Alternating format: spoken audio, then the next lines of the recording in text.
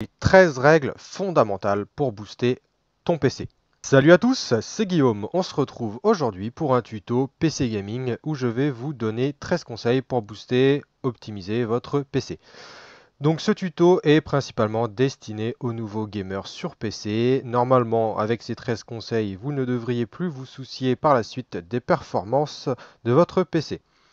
Avant de commencer, il y a des conseils dans cette vidéo qui seront destinés très principalement pour le gamer qui a la config de Monsieur Tout le Monde, c'est-à-dire une tour composant choisie et montée par l'acheteur à environ 1100-1200 euros. Si vous avez une config de malade mental, genre une tour à 2500 euros que vous avez montée vous-même, vous pourrez jouer à des jeux solo en 2K, 120 fps ultra très facilement. Mais il y a des conseils dans cette vidéo qui pourront aussi vous servir. Je vous mets dans la description les différents chapitres de la vidéo pour que vous puissiez aller directement à ce qui vous intéresse le plus. Premier conseil, mettez la résolution de votre écran en 120 Hz ou 144 Hz depuis le bureau. Si votre écran c'est un 60 Hz, il ne pourra pas aller au-dessus de 60 Hz. Logique, les Hz correspondent aux images par seconde. Vous pouvez mettre plus en termes de fréquence d'image si votre écran fait plus de 144 Hz. Il y a des écrans à 240, etc. Mais personnellement, moi je trouve que c'est vraiment overkill de dépasser les 120-144 Hz pour les jeux solo, par exemple. Après, pour tout ce qui est multi, chacun ses délires, vous faites ce que vous voulez. Très important de le faire, modifier le taux de rafraîchissement, parce que si vous ne le faites pas, votre jeu, en fait, vous pouvez bien mettre votre jeu en 120 fps, mais si votre écran est bloqué en 60 Hz, vous ne verrez que 60 Hz sur votre écran, donc vous n'aurez pas les 120 Hz. Voilà, très important donc de bien paramétrer votre taux de rafraîchissement. Donc pour ce faire, vous cliquez droit sur le bureau, vous faites paramètres d'affichage. Ensuite, voilà, vous pouvez modifier, voilà, moi je peux aller jusqu'en 4K et tout, mais bon, puisque moi mon écran c'est un Full HD, je le mets en Full HD, logique. Vous allez tout en bas, paramètres d'affichage avancé. Et là, vous allez avoir tout en bas à gauche fréquence de rafraîchissement. Donc là, je peux choisir 23 Hz, le 60 que je parlais tout à l'heure, le 120, le 144, 240. Donc moi, je laisse en 144, c'est pas mal. Et voilà, vous allez avoir 144 Hz, par exemple, dans mon cas, j'ai 144 Hz sur mon bureau, sur tout ce que je fais sur mon PC. Si un jeu tourne en 144 Hz, je le mets à 144 Hz dans le jeu, je mets tout en FPS illimité, je vais avoir 144. Mais voilà. Après, mettre 144 Hz sur votre écran, ça ne veut pas dire que vous aurez en jeu 144 Hz. Il faut que votre config, elle envoie 144 Hz aussi. Moi, sur plein de jeux, je suis à 80-90 FPS parce que ma config n'est pas assez puissante pour faire du 144 Hz. Voilà.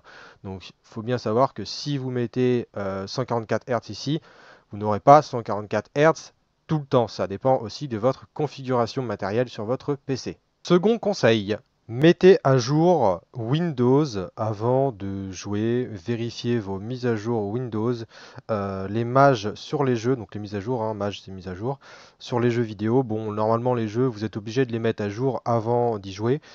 Faut mettre aussi tout ce qui est autre application, tout ce qui est logiciel de montage vidéo, tout ce qui est launcher comme Steam, Ubisoft Connect, Epic Games, Blizzard, etc. Ça, faut le mettre à jour.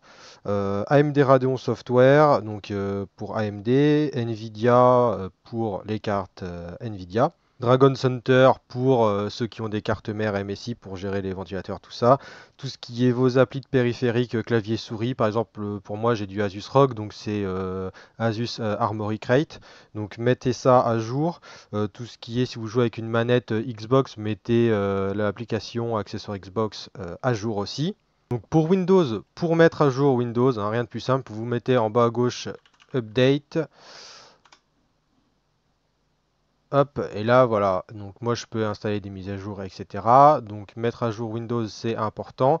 Vous pouvez aussi Suspendre les mises à jour pendant 7 jours. Donc ça veut dire que pendant 7 jours, le PC n'installera rien du tout parce que des fois, quand on est en jeu et que le PC vous dit mise à jour disponible machin en plein jeu, ça vous fait planter des trucs et tout, c'est un petit peu rageant.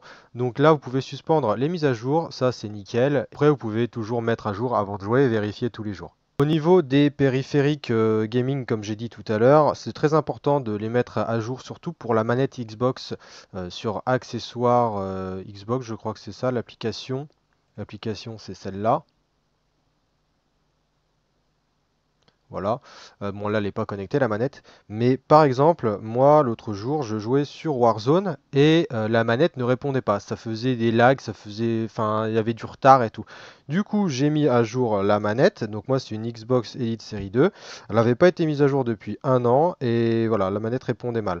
Je l'ai mise à jour et depuis, je n'ai plus de problème sur Warzone quand je joue manette sur PC. Pour AMD Radeon Software, c'est très simple pour mettre à jour. Vous allez sur l'application, donc là ça vous met dans l'application, et là maintenant en haut à droite vous avez pilote et logiciel. Donc si vous avez une ou deux versions de retard, en général ça ne devrait pas poser de problème, mais si vous avez déjà 5 ou 6 versions de retard, oui là ça peut poser problème. Donc vous faites rechercher des mises à jour, moi j'en ai pas, et voilà, si vous en avez qui doivent être mises à jour, ça vous mettra mettre à jour, et là vous mettez à jour votre carte graphique. Je n'ai jamais eu de carte Nvidia, mais je pense que c'est les mêmes manipulations. Troisième conseil, laissez ouvert uniquement les applications que vous utilisez. C'est très simple, votre processeur, carte graphique, SSD et RAM seront dédiés quasiment tous à 100% aux jeux auxquels vous êtes en train de jouer et aux applications d'arrière-plan que vous avez jugé utile de mettre en arrière-plan. Donc si vous voulez jouer à un jeu, vous fermez vos 15 pages, voilà Google, si vous avez ça souvent sur votre PC, hop, vous fermez tout ça, vous fermez toutes les applications qui vous servent à rien du tout, tac, hop, on ferme tout, et puis ensuite vous lancez votre jeu et vous pourrez profiter pleinement de votre jeu et votre PC sera dédié quasiment que à ça. Si vous laissez plein d'applications ouvertes en même temps que votre jeu, eh ben, il y a de fortes chances que votre PC ralentisse et plante. Quatrième conseil, ne laissez que l'antivirus basique de Windows, donc c'est Windows Defender. Faut virer l'antivirus qui est fourni avec Windows, il me semble que c'est une version gratuite d'un antivirus, moi j'avais eu ça quand j'avais installé Windows sur mon PC. Donc faut le virer, faut virer tous les antivirus qui sont autres que Windows Defender. Pourquoi? Windows Defender est suffisant pour une utilisation normale. Donc, utilisation normale, c'est acheter des jeux, des achats sur des sites sécurisés, genre Fnac, Amazon, enfin des trucs vraiment connus et sécurisé. Il sera moins, voire pas du tout efficace si vous allez sur le Darknet ou tout autre truc chelou ou risqué. Donc là, ça serait intéressant de prendre un vrai antivirus qui protège très bien pour ce genre d'utilisation. Mais pour l'utilisation que 95% des gens sur cette planète ont, l'antivirus de base suffira largement. Donc les antivirus payants, faut les virer parce que ça va ralentir votre PC, parce que ça fonctionne en permanence pour surveiller l'activité du système de votre ordinateur et vérifier la présence de logiciels malveillants. Donc ça demande un certain niveau de ressources du PC, surtout au niveau de la RAM et du processeur. Donc du coup, vos composants ne seront pas focus sur le jeu auquel vous jouez, par exemple des pertes de FPS et obligé de downgrade le jeu, donc réduire la qualité graphique pour éviter tout plantage. Donc si vous voulez voir, vous mettez voilà Defender, hop, et vous allez sur sécurité Windows. Là, vous avez tout votre tableau de bord antivirus, protection contre les virus et menaces. Voilà, aucune menace. Vous pouvez faire des analyses, etc. S'il y a des menaces, ça va vous les trouver et vous les supprimez. Et voilà, terminé. Pas besoin de plus. Windows Defender, c'est largement suffisant. Ça fait plus de 4 ans et demi que j'ai mon PC et j'ai eu aucun souci. Cinquième conseil, supprimer toutes les applications inutiles. Donc pour ce faire, vous tapez application dans la barre de recherche et fonctionnalités, hop, application et fonctionnalités. Et là, vous allez, bon, ben moi du coup j'en ai supprimé plein, mais vous avez applications et fonctionnalités. Là, vous avez toute la liste de ce que vous avez sur votre PC. Il y a plein de trucs inutiles, hein, franchement. Et en fait, vous supprimez tout ce que vous n'utilisez pas. Voilà, par exemple, 3D Mark démo, si je veux le supprimer, je fais désinstaller. Ça va le désinstaller du PC et ça va libérer de l'espace sur les SSD. Visuellement, ça sera plus intuitif pour vous quand vous cherchez des choses sur votre PC. Les applis supprimées n'utiliseront plus les ressources du PC en arrière-plan.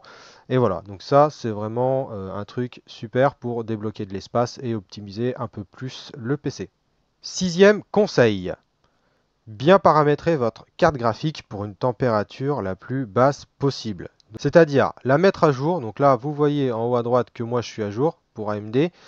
Et ensuite, régler les ventilateurs.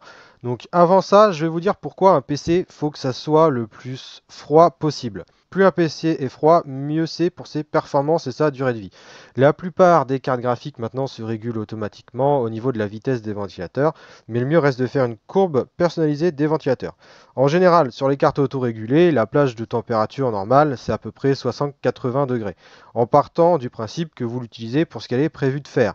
N'allez pas jouer à Cyberpunk ou Red Dead Redemption 2 en 4K ultra avec une 2060. La carte va vraiment pas aimer du tout et vous allez flinguer sa durée de vie. Une carte graphique à température max, c'est 85-90 degrés grand maximum. Si vous atteignez ces températures-là, c'est qu'il y a un problème et vous devez vraiment regarder ce qui cloche. Vous pouvez voir que dans mon cas, là, l'application AMD, donc la carte graphique, elle est à jour. Après, vous allez dans Performance, Réglages. Et là, en paramètres usine, dans contrôle du réglage à gauche, c'est par défaut. Donc là, par défaut, ça veut dire que la carte, les ventilateurs vont s'activer, se désactiver eux-mêmes. Par exemple, sur le bureau, moi, elle ne s'active pas et je suis à 45-50 degrés. Mais moi, je l'ai fait en réglage manuel, donc personnalisé. J'ai mis les réglages de ventilateur sur activer, contrôle avancé. Et là, je peux régler ma courbe comme je veux. Donc la vitesse ventilateur au minimum chez AMD, c'est 33% de vitesse des ventilateurs et température 30 degrés. Et après, vous mettez ce que vous voulez. Donc moi, ma carte graphique, elle commence à faire du bruit à partir de 49-50% en vitesse de ventilo. Donc ça, c'est vraiment le truc que je veux pas dépasser. Après, ça fait un peu trop de bruit et ça me gêne un petit peu. Parce que comme vous le savez, sur les PC, dès qu'on entend un petit bruit de ventilateur, on l'entend tout le temps. Parce que dans l'idée générale, un PC, c'est silencieux. Voilà. Et je mets à 52 maximum pour 75 degrés, 80 degrés, mais j'arrive jamais à ces températures-là. Ce qui veut dire que moi, voilà, si vous avez la même carte que moi, vous pouvez faire les mêmes réglages. Entre 30 degrés et 50 degrés, la vitesse du ventilateur va varier entre 33% et 45%. Sachant que moi, sur Red Dead Redemption 2, je suis à peu près à 40-45 degrés sur la carte graphique, donc je ne dépasse pas les 45 en vitesse ventilateur, donc ça fait pas de bruit, voilà. Donc ça c'est une courbe qui est vraiment pas mal pour avoir la carte graphique la plus froide possible. Là voilà, comme dit tout à l'heure, je suis à 32 degrés sur le bureau et en automatique réglage d'usine, je serai à 50. Voilà, donc ça permet un peu d'augmenter la durée de vie de la carte graphique. Voilà, plus ça chauffe, moins c'est bien pour les composants. Septième conseil, bien paramétrer ses ventilateurs au niveau du boîtier et au niveau de son processeur, au niveau du ventirad. Alors, j'ai une carte mère MSI, donc c'est Dragon Center que je dois télécharger. Chaque fabricant a son logiciel, hein, Asus a son logiciel, Gigabyte a son logiciel, etc. Ensuite, pour ceux qui ont par exemple une carte MSI, vous allez dans User Scénario. Scénario utilisateur. Vous avez extrême performance, donc c'est des réglages automatiques, donc là ça va faire un peu de bruit au niveau des ventilateurs.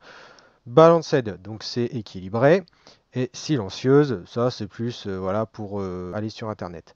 Mais il faut aller dans personnaliser.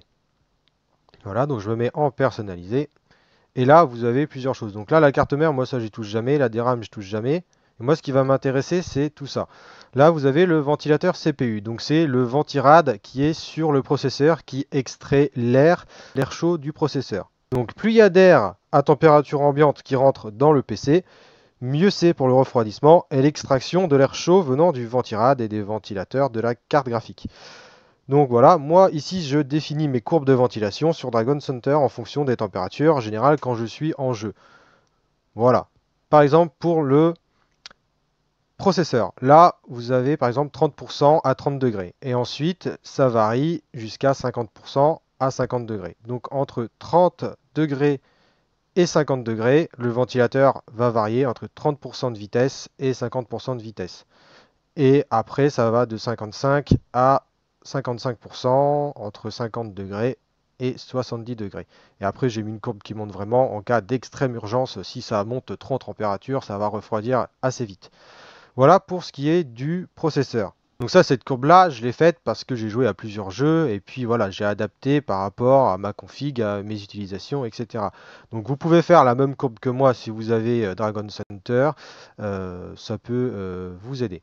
Ensuite, moi j'ai les ventilateurs, donc là j'en ai 3 en façade, un sur le dessus et un à l'arrière. Sachant que j'en ai un ou deux qui sont pilotables qui sont réglables sur le boîtier. J'ai 3 niveaux de ventilo sur le boîtier. Là, j'ai paramétré les courbes de ventilation. Voilà. Là, le 1, ça c'est celui qui extrait l'air chaud du PC à l'arrière. Le 2 et le 3, ce sont deux des trois ventilateurs en façade. Il y en a un des trois qui est relié au PC, c'est avec 3 niveaux d'interrupteurs. Et vous avez le quatrième, ça c'est celui qui a sur le dessus. Et voilà. Donc là, pareil, j'ai fait par rapport à mes ventilos, c'est des Be Quiet 140 mm, il me semble. Et voilà. Donc là, si vous avez qu'un seul ventilateur en façade, vous allez devoir le faire tourner plus vite pour qu'il amène de l'air frais en conséquence pour refroidir le PC. Contrairement à ceux qui ont plusieurs ventilateurs en façade, comme moi où j'en ai 3, donc je peux les faire tourner moins vite que si j'en avais qu'un seul. Par exemple, là, je les ai mis comme ça parce que j'en ai 3 en façade. Si j'en avais eu qu'un seul, je les aurais mis à 45-50% pour le jeu, comme ça, pas de souci. Mais plus il y a de ventilateurs en façade, moins ils auront besoin de tourner vite. Et au contraire, s'il n'y a qu'un seul ventilateur en façade, il aura besoin de tourner plus vite pour optimiser le refroidissement du PC. Vous pouvez mettre aussi à jour des choses sur Dragon Center. Par exemple, vous pouvez faire une analyse. Et là, ça m'a trouvé des choses. AMD Chipset Driver, TrueColor, etc. Bon, j'ai mis à jour des trucs il n'y a pas si longtemps que ça, donc j'ai pas vraiment envie de mettre à jour tout de suite.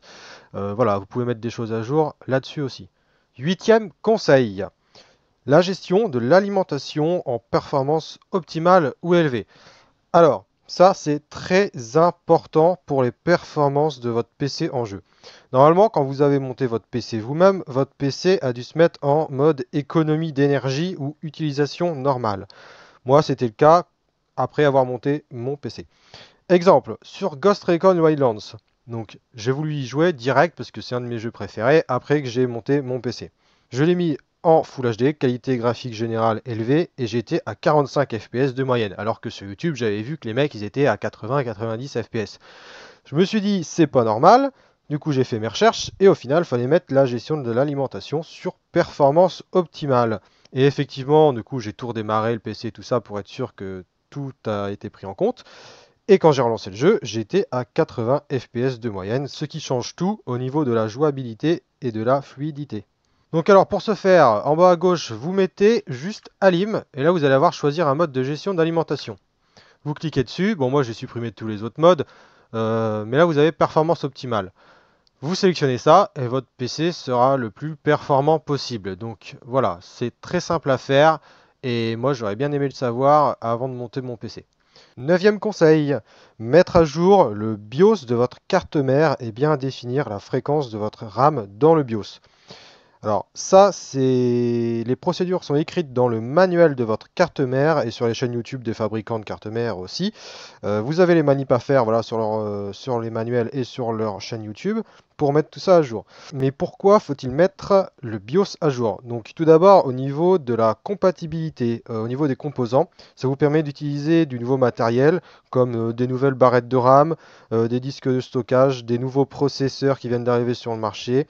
Donc voilà, ça c'est valable quand vous avez envie de changer de CPU ou GPU 4 ou 5 ans après avoir monté votre PC avec vos premiers composants par exemple. Au niveau de la stabilité aussi, c'est très important. Ça améliore la stabilité si vous rencontrez des pannes de système dont la carte mère est à l'origine. Au niveau de la sécurité, ça corrige les failles de sécurité récemment découvertes. Et ensuite, pour la RAM, elle ne sera pas à la bonne fréquence. Moi, j'ai une DDR4 3200 MHz et en fait elle était à 2666 MHz comme d'après ce que j'avais vu sur YouTube, beaucoup de personnes. Donc ça se modifie dans le BIOS et je vous fais voir ça tout de suite. Pour rentrer dans le BIOS, c'est très simple. Quand vous allumez votre PC ou vous le redémarrez, vous spammez la touche Supra. Voilà, donc là je suis dans le BIOS de ma carte mère. Alors le BIOS, voilà, c'est un petit peu son cerveau pour modifier du coup la fréquence de votre RAM. Bon, moi c'est une carte mère MSI, donc je vais dans Overclocking. Et là vous avez Overclocking, RAM, fréquence de RAM 3200. Donc moi j'ai mis en expert. Et là, vous pouvez normalement la modifier. Voilà, des RAM fréquences. Voilà, 3200. Et vous pouvez choisir les autres fréquences. Une fois que vous avez sélectionné la bonne fréquence, vous allez à droite dans Sauvegarder. Et vous allez faire enregistrer les modifications et redémarrer. Alors, une fois que tout ça est fait, voilà, là on est de retour sur le bureau. Pour vérifier que c'est bien à la bonne fréquence, donc dans mon cas c'est 3200 MHz, vous allez dans Gestionnaire des tâches. Donc là vous avez le processeur, mémoire, disque, Ethernet, etc.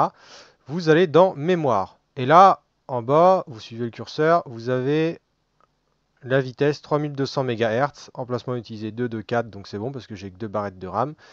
Et voilà, donc là, elle est à la bonne fréquence. Dixième conseil, il faut jouer de la bonne manière avec votre configuration. C'est-à-dire que jouer en full ultra ne sert strictement à rien du tout. Mettre les FPS en illimité, c'est pas du tout un souci. Pour avoir le meilleur équilibre fréquence d'image par seconde, qualité graphique, il faut faire attention à la résolution de votre écran et de celle en jeu ainsi que vos paramètres graphiques. 1. Pour la résolution, il faut faire attention aux paramètres. Des fois, dans les jeux, ça met une résolution supérieure à celle de votre écran. Moi, ça m'est arrivé plein de fois, je ne sais pas pourquoi, le jeu, ça me le met en 4K. Donc, je repasse en Full HD. Si vous mettez votre jeu, par exemple, en 4K et que vous êtes en Full HD, le jeu va envoyer en 4K, en fait. Le PC va envoyer du 4K, donc ça va bouffer des ressources, contrairement à si vous étiez en Full HD. Donc là-dessus, voilà, bien faire attention. En 2, regardez sur YouTube les benchmarks des jeux auxquels vous voulez jouer. Avec dans le titre, par exemple, le nom de votre carte graphique, de votre CPU et de votre résolution en jeu. Par exemple, moi j'ai une RX 5600 XT, un 3600X et 16 Go. Voilà, vous mettez ça. Et là, bon là il y a 4 ans, il y a 4 ans, il y a 3 ans, 4 ans, vous voyez déjà c'est un truc qui date un peu. Donc vous mettez 2024 ou 2025, parce que moi je le tourne en 2024. Mais vous l'aurez en 2025. Donc là voilà, j'ai trouvé une vidéo d'il y a un an déjà. Hop, je clique dessus. Et là le gars, dans la description, il a mis tous les jeux avec leur apparition. Vous avez GTA 5, RDR2, Cyberpunk, donc des gros jeux. Moi, je vous conseille vraiment de voir sur les gros jeux pour voir ce que votre config peut faire sur les gros jeux. Et voilà, là-dessus, vous allez avoir un premier avis au niveau graphique. Bien sûr, si vous avez une config de malade mental, genre une tour à 2500 € que vous avez montée vous-même, vous pourrez jouer à des jeux solo en 2K 120 FPS ultra très facilement. En 3, par exemple, le plus important visuellement dans un jeu, c'est la qualité des textures, puis l'éclairage. Le reste, c'est à modifier, c'est en fonction de vos exigences. Pour les ombres, par exemple, vous ne verrez pas en jeu la différence entre des ombres en médium et en ultra. Vous verrez la différence quand vous allez modifier les paramètres, parce qu'il y a certains jeux, vous voyez les ombres en faible, médium, haut, ultra, machin. Vous pouvez comparer déjà dans les paramètres, mais en jeu, quand les ombres sont en médium ou en ultra, vous n'allez pas vous dire ah ouais, ça c'est des ombres en médium, ah ouais, ça c'est des ombres en ultra, oh là là, faut vraiment que je mette en ultra, tout machin.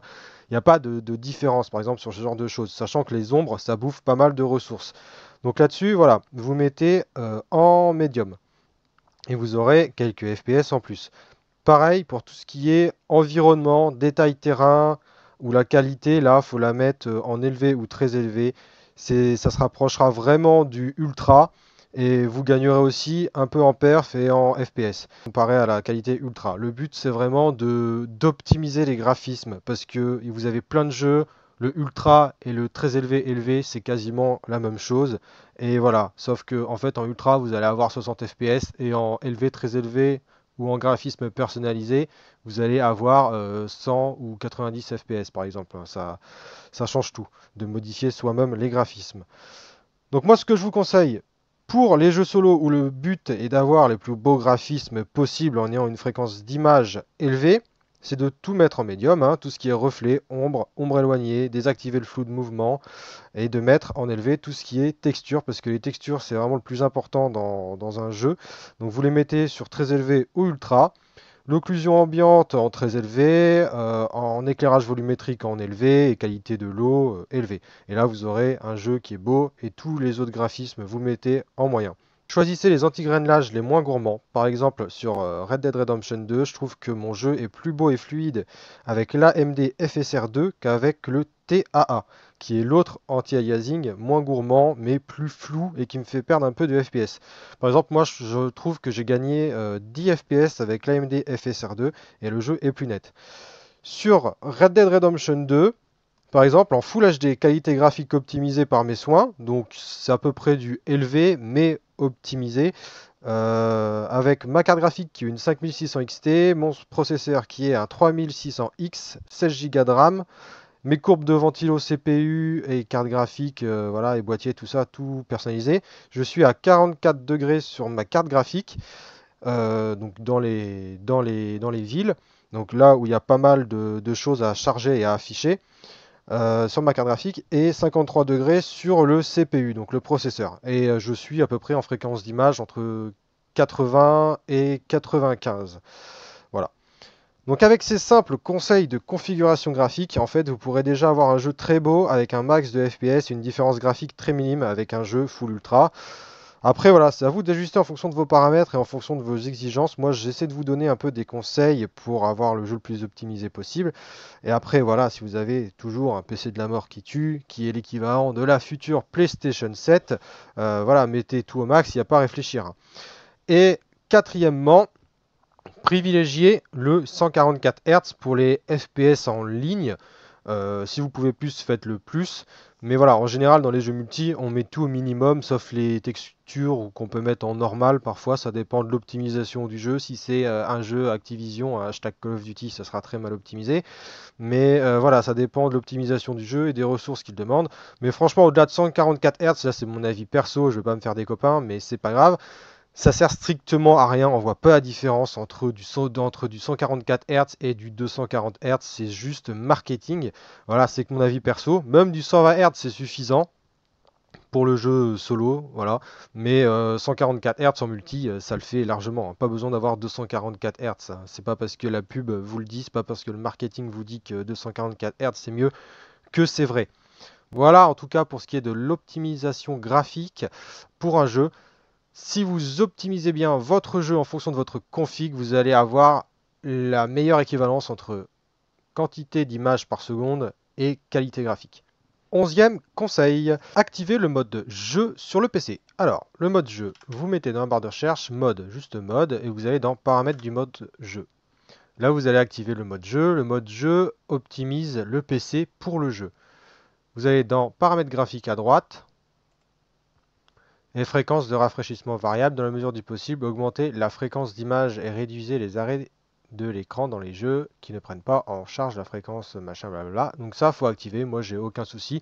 Pareil aussi, la synchronisation verticale, faut l'activer. Moi, je l'active comme ça. J'ai pas de déchirure à l'écran. Déchirure à l'écran, c'est comme si l'image était séparée en deux, mais que le haut et le bas étaient pas en face, elles étaient décalées et du coup ça fait des déchirures un peu.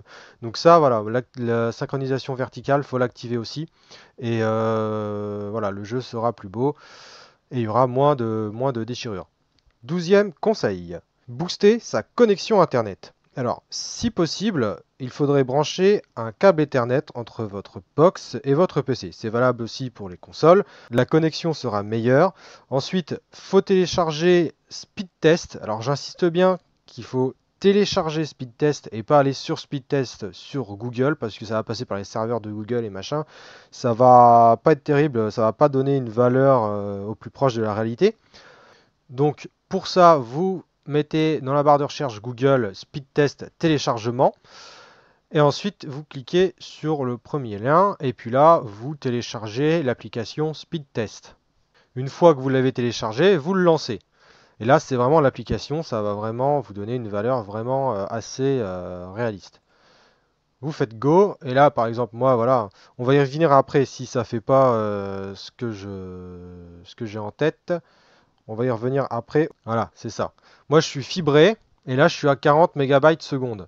Donc, en MO, il faut faire diviser par 8 pour avoir la valeur en MO. Donc, c'est très, très, très peu. Et en fait, on va faire le test après.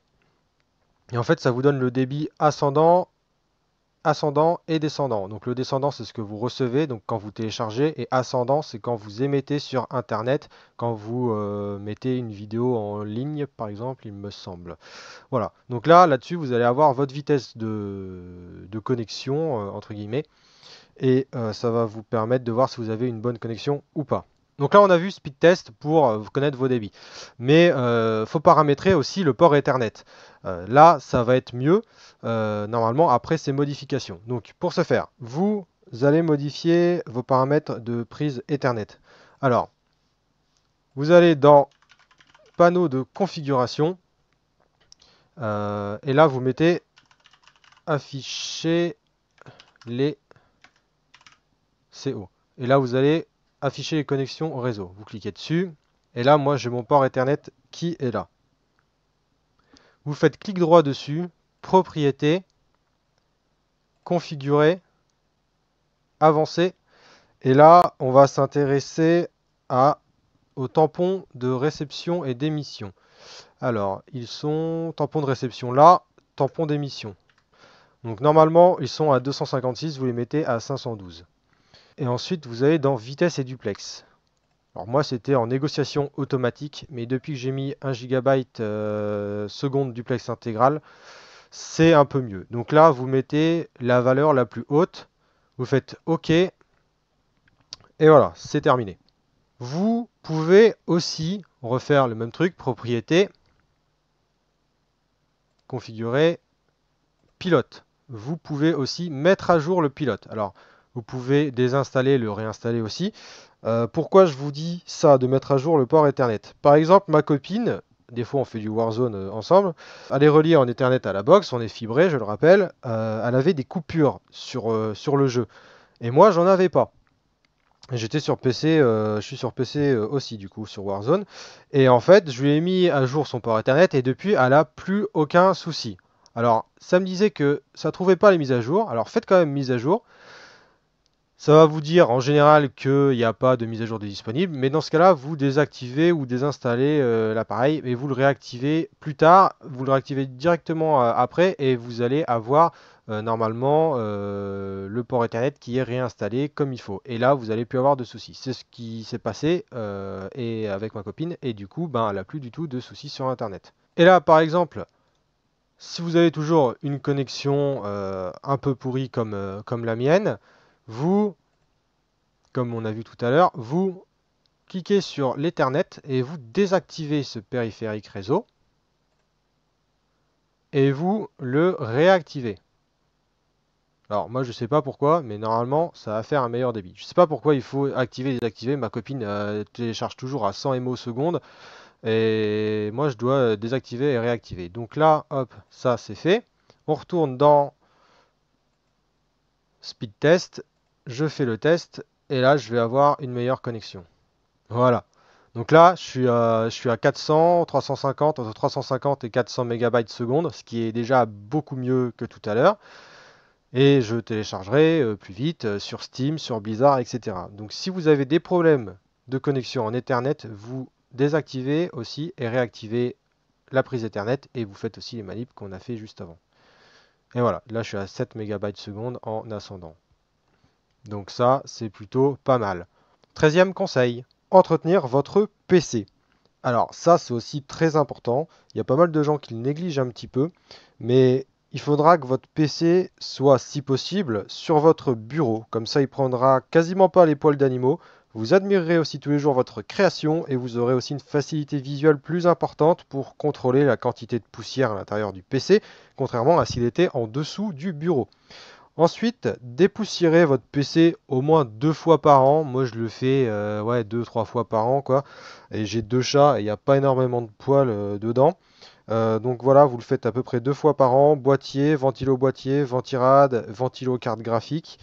La poussière retient la chaleur à l'intérieur du PC. Donc si vous en avez beaucoup sur les ventilateurs ou quoi, ça baisse leur performance. Surtout si vous en avez au niveau de la carte graphique, ça va garder un petit peu de chaleur dans la carte graphique. Et voilà, donc il faut utiliser un petit pinceau, des cotons-tiges pour oreilles et un aspirateur pour le nettoyage. L'aspirateur où on met les embouts à brosse là au bout du tuyau et puis comme ça permet d'aspirer assez précisément certaines zones dans le PC.